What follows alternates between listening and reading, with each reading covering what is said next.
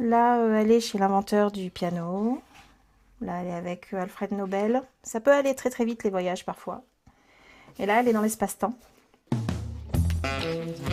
Ce petit personnage tout rond, c'est Marie, une ingénieure quantique un peu coquine.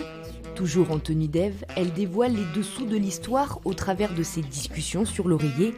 Une manière pour Katia Even de proposer une version plus féminine et féministe de la BD érotique. Elle est venue assez naturellement. Elle n'a pas forcément ma personnalité, mais je pense qu'elle a la personnalité que toutes les femmes aimeraient avoir. C'est-à-dire que quand il faut dire merde, elle y va.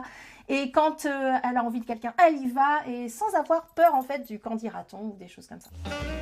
La recette fonctionne, près de la moitié de ses lecteurs sont des femmes. De la grande histoire à la petite, il n'y a parfois qu'un pas. Périgourdine de naissance, Katia Even s'est installée à Sainte-Mondane il y a 5 ans, un lieu devenu très particulier.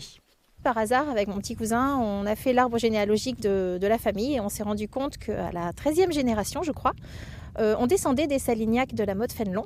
Et en fait, le château que vous voyez là, c'est le château de Fénelon justement. Donc je pense sérieusement à le revendiquer. C'est assez amusant parce que mine de rien, on habite à 2 km à peine au pied du château. Proche de ses racines, mais aussi de ses lecteurs, l'auteur a de multiples casquettes.